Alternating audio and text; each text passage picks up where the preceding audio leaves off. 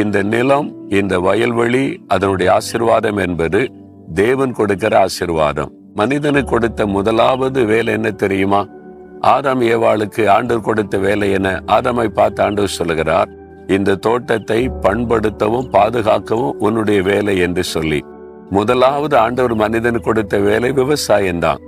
ஏனால் விவசாயம் இல்லாதபடி மனிதன் வாழவே முடியாது. எத்தனை ஃபேக்டரிகள், எத்தனை விஞ்ஞான வளர்ச்சிகள் என்ன வந்தாலும் சாப்பிடுவதற்கு ஆகாரம் நிலத்திலிருந்து தான் வர வேண்டும். கர்த்தர் நிலத்தை ஆசீர்வதித்து அறுவடையை பெருக பண்ணுகிற தேவன். அதற்காக ஒரு மழையை பெய்ய பண்ணுகிறார், சூரியனை உதிக்க பண்ணுகிறார், அதன் மூலமாக பனியை பெய்ய பண்ணுகிறார். அதன் மூலமாகத்தான் விளைச்சல் ஆசீர்வாதம் உண்டாகிறது. ஆகவே பொதுவாக இந்த பண்டிகை நாட்களில் இங்க இருக்கிற மக்கள் இயற்கை நமக்கு உதவி செய்கிறது. மழை, வெயில், அந்த சூரியன் இதெல்லாம் நம்முடைய விளைச்சலுக்கு உதவி செய்கிறது என்று அதை வணங்குவார்கள். நாம் அப்படி அல்ல. இந்த மழையை கொடுக்கிற தேவன், சூரியனையே சிருஷ்டித்து அதை இயங்க வைத்துக் கொண்டிருக்கிற நீதியின் சூரியனாம் இயேசு கிறிஸ்து, அவருக்கு நம்ம நன்றி சொல்ல வேண்டும். அப்படியானால் நிலங்களுக்காக ஆண்டவரை துதிக்கணும், விவசாயிகளுக்காக ஆண்டவரை துதிக்கணும். இந்த நிலங்களை தேவன் ஆசீர்வதித்து நம்ம புசிப்பதற்கு ஆகாரம் கொடுப்பதற்காக ஆண்டவரை துதிக்கணும். நம்ம நன்றியோடு அவரை துதிக்கும் போது தேவன் தொடர்ந்து நம்மை ஆசீர்வதிக்க முடியும்.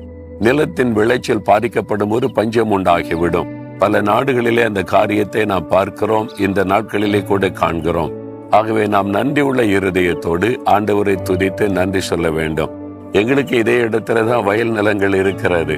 இங்கே இது மாதிரி நெல் விளைகிறது, நாங்கள் அறுவடை செய்கிறோம், அது எங்களுக்கு ஆசீர்வாதமாய் இருக்கிறது. அதனால இந்த நாளில விவசாயிகளை நினைத்து ஆண்டவரை துதித்து நாம ஜெபிக்க போகிறோம். உங்களுக்கு இது மாதிரி வயல் நிலங்கள், தோட்டங்கள், துறவுகள் இருந்தா ஆண்டவர் அதை ஆசீர்வதிக்கும்படி நாம ஜெபிக்க வேண்டும்.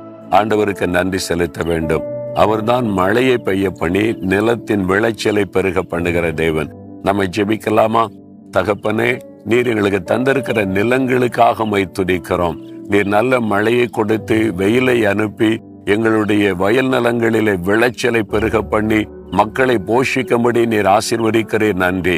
இதற்காக உழைக்கிற பாடுபடுகிற விவசாயிகளை நினைத்து உம்மை துதித்து நீர் அவர்களை ஆசீர்வதிக்கவும் அவருடைய பிரயாசங்களை ஆசீர்வதித்து விளைச்சலை பெருக பண்ண ஜெபிக்கிறோம்.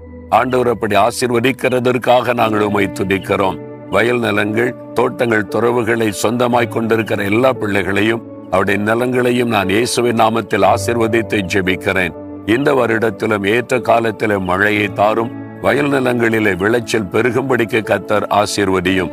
இயேசு கிறிஸ்துவின் நாமத்தில் ஜெபிக்கிறோம் பிதாவே. ஆமேன், ஆமேன்.